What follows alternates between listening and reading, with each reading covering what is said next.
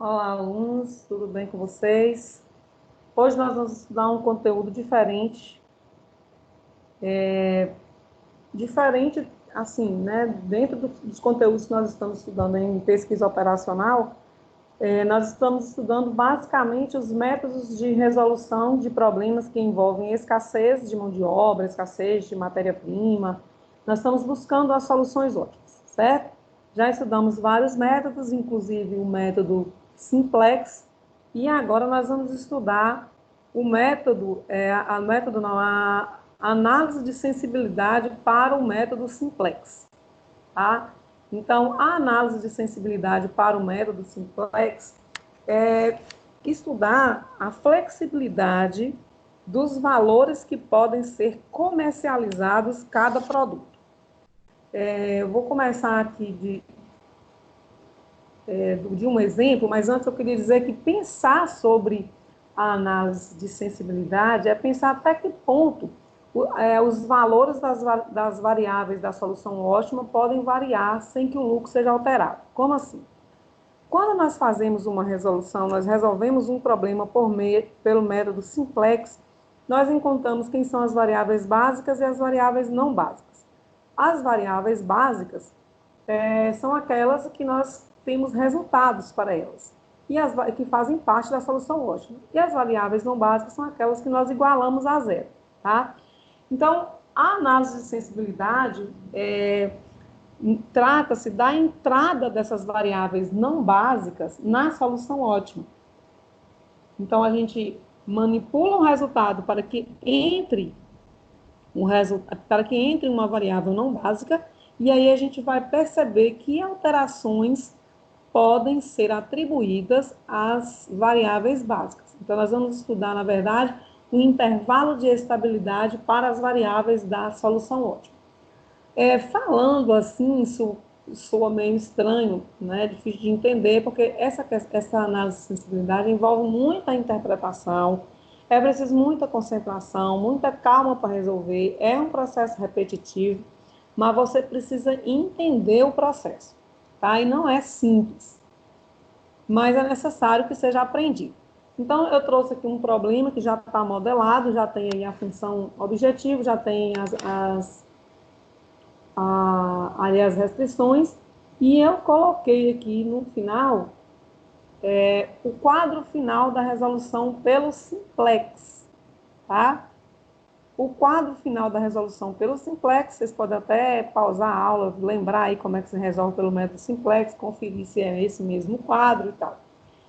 Esse quadro final, ele tem como resultado, como solução ótima aqui, ó, o x2 faz parte das variáveis básicas, a gente desce aqui até o 1, vai aqui do lado, olha, até o B, e a gente acha aqui 3,692, valor correspondente para x2, ou seja, quantas unidades de x2 devem ser produzidas? 3,692. De x3 vai ser igual a 2,077. E de F1, 4,231. Isso nos levará a um lucro aqui, ó, lucro 1 aqui no final B corresponde a 13,615.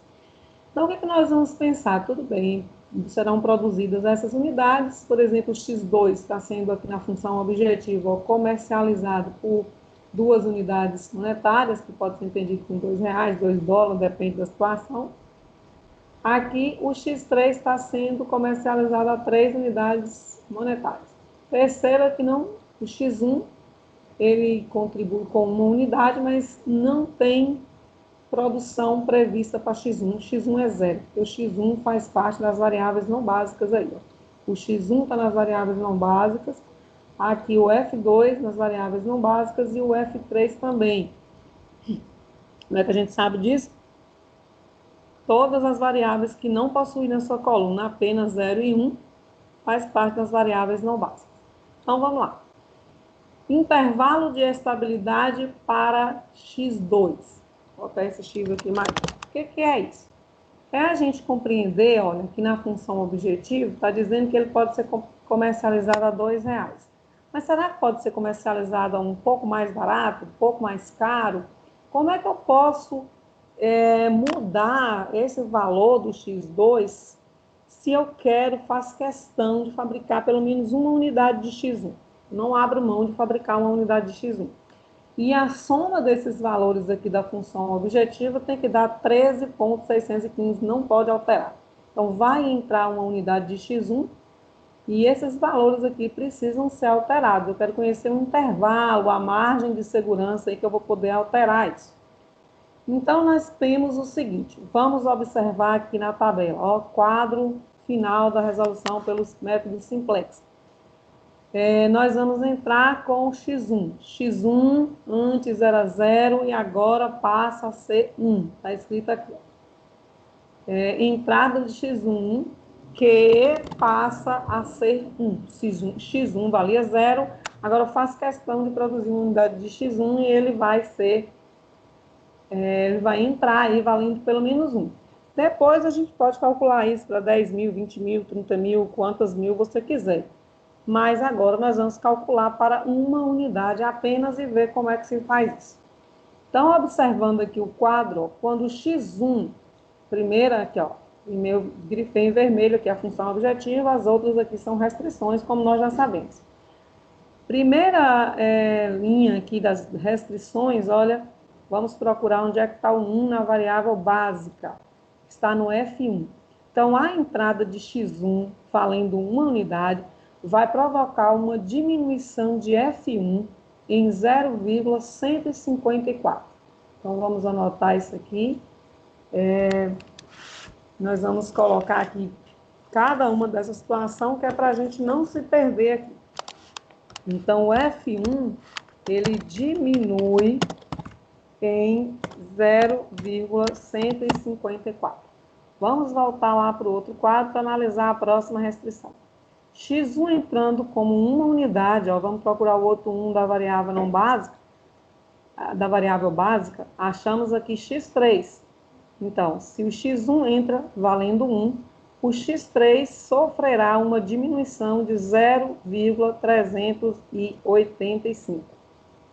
Então, vamos registrar aqui que o X3 diminui em 0,385. E lá, voltando aqui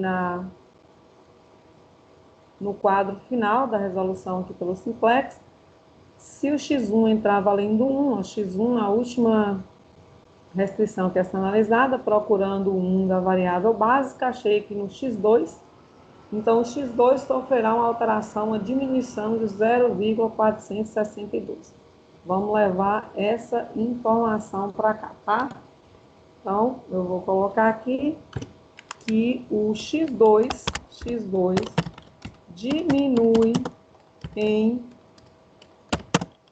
0,462. Pronto. Já feito esse registro, vamos observar aqui o aumento que será provocado, o aumento que será provocado com a entrada de X1 valendo 1. Que lá na função objetivo, nós vamos colocar uma unidade de X1 e o X1, voltando lá para conferir, ó, o X1 aqui na função objetivo, ó, ele será comercializado por uma unidade monetária, ou fornece um lucro de uma unidade monetária. Então, vamos lá. Nós temos que o aumento devido à entrada de X1. Vamos ver como é que fica. Aumentar aqui o tamanho da letra. Pronto. O que isso vai causar aqui? Bom, o aumento devido à entrada de X1 igual a 1 vai ser 1, que é uma unidade de X1, vezes o lucro inicial de X1, tá? 1 vezes é muito 1 aí, mas é isso mesmo. Quanto que isso vai dar? Ó, lá na função objetivo, O lucro inicial de X1 é 1, e a gente quer que entre uma unidade. Então, vai ficar uma unidade vezes 1, que é o lucro inicial, e isso será igual a 1 vezes 1, que é igual a 1. Então, vai aumentar 1 aqui na função objetivo. Quando a gente fizer essa soma aqui, essa multiplicação, vai aumentar 1, porque vai multiplicar uma unidade de X1 que eu quero que entre, que seja produzida, vezes uma unidade monetária, R$1 que está sendo comercializado esse produto, então vai aumentar 1. Se vai aumentar 1 aqui, tem que sair 1, porque senão esse resultado será alterado. Esse resultado aqui de 13,615, ele vai ser alterado, ele precisa ser preservado. Para que ele seja preservado, é necessário que se entra 1, saia 1. Por isso que a questão é de interpretação, precisa entender direitinho. Então, vamos calcular, já que vai entrar 1, já calculamos o aumento, vamos calcular aí quanto que vai ser a diminuição, tá? Então, vai ser diminuição pela entrada das outras variáveis. Aumentar aqui o tamanho da letra, posicionar melhor para caber todos os valores aqui, né, todos os cálculos.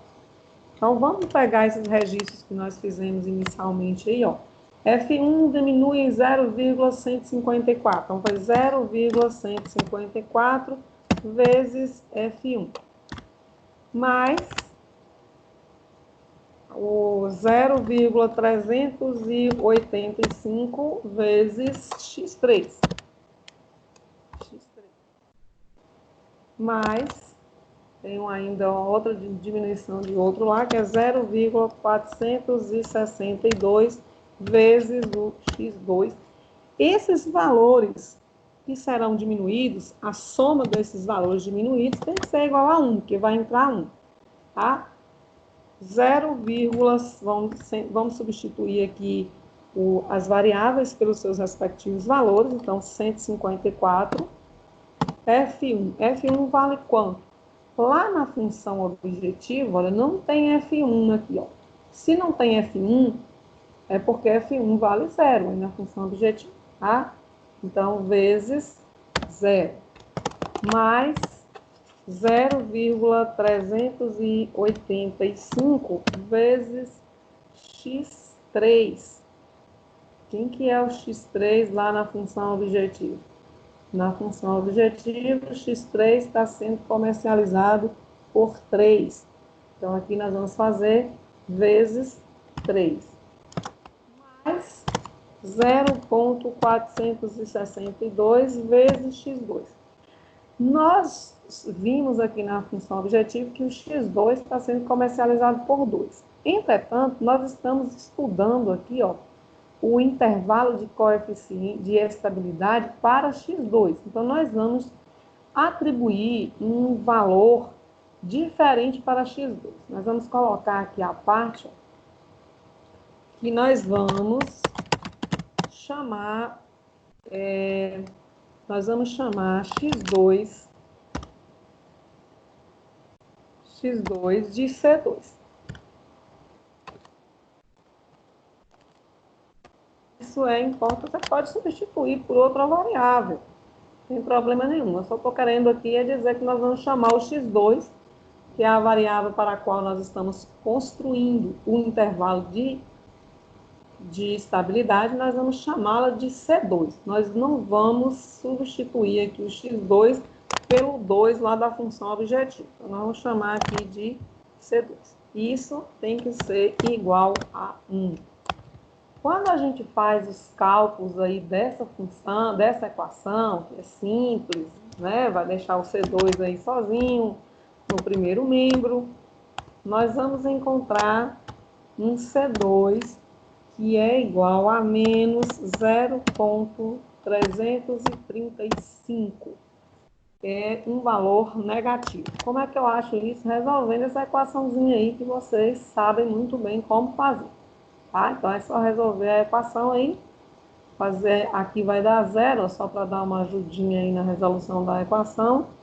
Então, 154 vezes 0 vai dar 0, vou aumentar aqui. Isso aqui vai ser igual a 0. Pronto. Então, o que você vai fazer?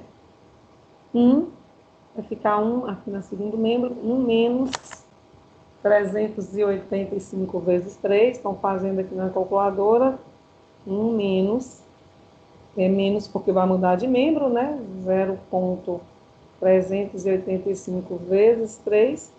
E o resultado você divide por 0,462 e você encontra um número negativo aí com várias casas decimais. Eu coloquei apenas as 3 primeiras.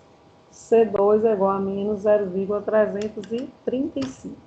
Achamos um valor possível para C2. C2 é X2, tá? Vamos continuar com o intervalo de estabilidade para X2, só que agora nós vamos trabalhar com a entrada aí de F2, a outra variável não básica. Lá na solução, no último quadro aí da resolução pelo simplex, o F2 também é uma variável não básica e ele é igual a 0. Então, nós vamos pensar aqui na entrada dele, que deixa de ser 0 e que passa a ser igual a 1. Então, de novo, o mesmo procedimento, nós temos aí, olhando lá o último quadro da resolução do simplex, que quando o F2 entra, ó, a primeira restrição aqui, F2, vamos procurar o 1 da variável básica, ó, F1 vai sofrer uma diminuição de menos 0,308, tá? Então, essa aí é a diminuição aí para a entrada de F2 igual a 1. Vamos colocar lá que aqui no Teams a gente faz o registro dessa observação que a gente fez. F1, igualzinho a gente fez anteriormente. F1 diminui em menos 0,308. Onde é que eu achei esse 308? Lá na tabela, na última tabela da resolução pelo método simplex. Voltando lá nessa tabela que eu estou falando, ó, agora nós vamos utilizar aqui a segunda linha das restrições. Vou procurar o 1 da variável básica, achei, que é em x3. Então, x3 sofrerá uma diminuição de 0,231. Então, nós vamos colocar aí que registrar aí que x3 diminui em 0,231. E ainda tem a última linha lá que a gente precisa observar, olha, na última linha aqui de F2, olha onde é que está o 1 da variável básica, lá no x2. Então, x2 diminui em 0,077. Então, aqui a gente registra que o x2 diminui em 0,077. Pronto. Vamos ver quanto que vai ser o aumento, né? O aumento devido à entrada de F2 igual a 1. Para a gente saber quanto que é, a gente vai multiplicar esse 1 que vai entrar de F2 vezes o lucro inicial, ou o valor que está sendo comercializado lá de F2. A gente observa isso na função objetivo. Lá na função objetiva, a gente sabe muito bem que não tem F2. Olha, não tem F2. Então, F2 aí está valendo 0. Então, isso aqui vai dar 1 vezes 0, que é igual a 0. Então, a entrada de F2 igual a 1 tem que dar um resultado igual a 0. Tem que alterar, aumentar o lucro em 0. Certo? Se vai aumentar em 0, essas diminuições que nós resolvemos, nós registramos aqui, ó, tem que ser igual a 0. Porque se vai aumentar 0, né, tem que diminuir 0 para ficar no ponto de equilíbrio, ou seja, não aumenta nada, não tira nada. Então, vamos ver aqui, como é que a gente calcula, então, essa diminuição. A gente vai pegar nos nossos registros aqui, menos 0,308, multiplica pela variável aqui de referência, que é F1, Soma isso com a próxima diminuição, que é 0,231, vezes a variável correspondente, que é x3, mais aqui a próxima diminuição, que é 0,077, vezes a variável correspondente, que é x2, e a soma dessas diminuições tem que ser igual a zero, tá? Agora vamos substituir pelos seus respectivos valores, 0,308 vezes F1. F1 a gente já olhou lá, já viu que não faz parte da função objetivo, portanto vale zero, tá? Mais 0,231 vezes o x3. Olha lá na função objetiva, o x3 comercializado por 3 unidades monetárias. Então, aqui vezes 3, mais 0,077 vezes o x2. Nós colocamos aí no slide anterior que nós estamos chamando, eu vou botar isso aqui com letra maior, nós estamos chamando o x2 de C2. Então, aqui a gente também vai ter essa preocupação aí de chamar o x2 de C2, tá? Então, e essa equação tem que ser igual a zero.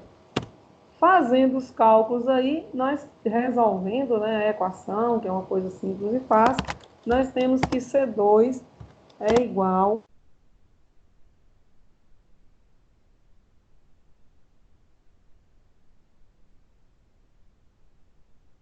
mas só para ajudar aqui, ó, isso aqui vai dar zero, né? Essa multiplicação aqui, menos 0,308 vezes zero dá zero. Então, você vai passar para o segundo membro esse valor aqui, ó, menos 231 vezes 3, ele passa com o sinal negativo, e você vai dividir isso por 0,077 para encontrar um resultado exato negativo igual a 9. Ótimo, pronto, nós temos aí já mais um valor para C2. Nós já encontramos dois valores para C2. Já encontramos aqui um número negativo, menos 0,335, e a gente encontrou aqui um outro número negativo, menos 0,9. Desculpa, menos 9. Tem algum problema esses números negativos aí? Não. Basta a gente saber analisar no final. Ainda falta a entrada de F3, que é a outra variável não básica. Aqui na resolução, no quadro final da resolução pelo simplex, ou aqui, ó, o F3 também é uma variável não básica, que ela vale zero na solução ótima, e que nós vamos agora promover a entrada dessa F3, que passa a ser 1.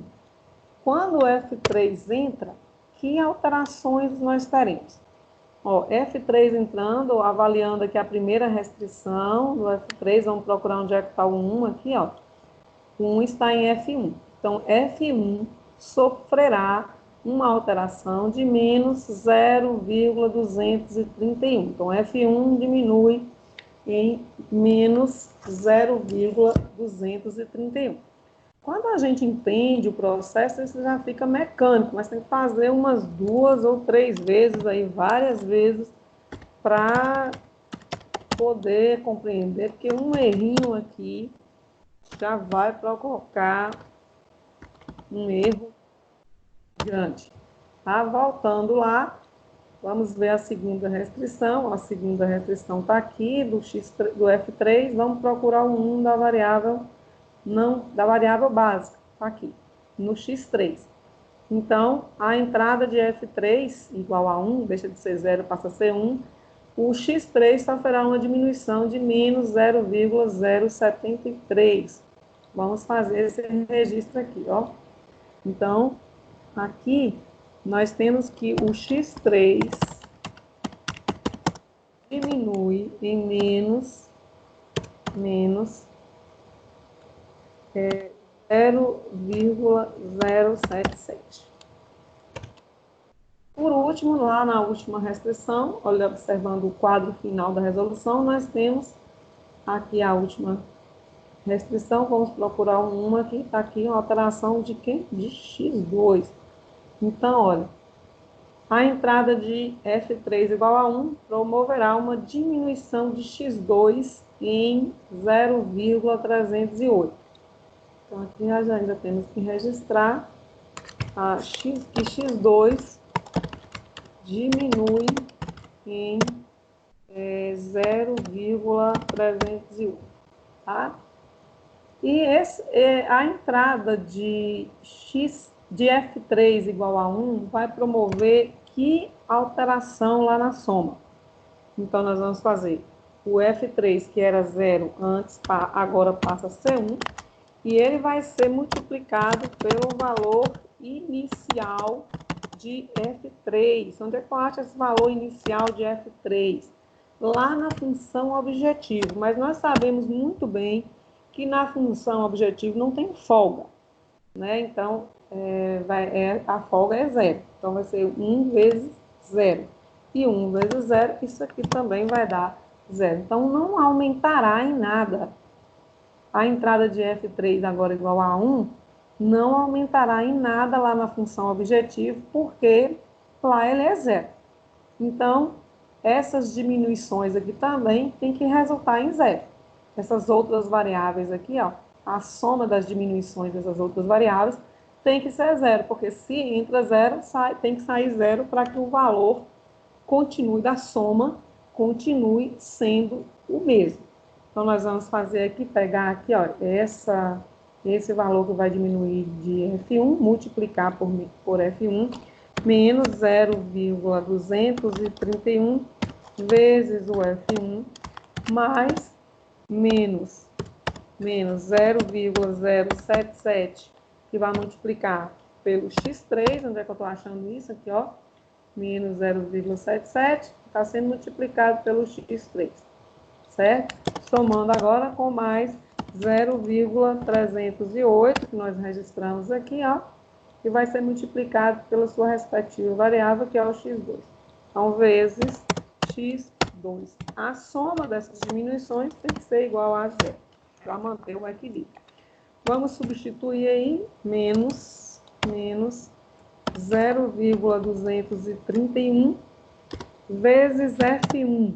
A gente já sabe que o valor de F1 na função objetivo, onde é que a gente vai achar o valor de F1 na função objetivo? Na função objetiva, F1 vale 0. Mas, aqui eu coloquei os dois sinais juntos, né? Interessante que fique aqui entre parênteses, né? Para evitar isso, então, menos, mais vezes menos vai dar menos. 0,077, que vai multiplicar agora por x3. A gente já viu lá atrás que x3 aqui na função objetivo será comercializado por 3 unidades monetárias, R$3, então é vezes 3.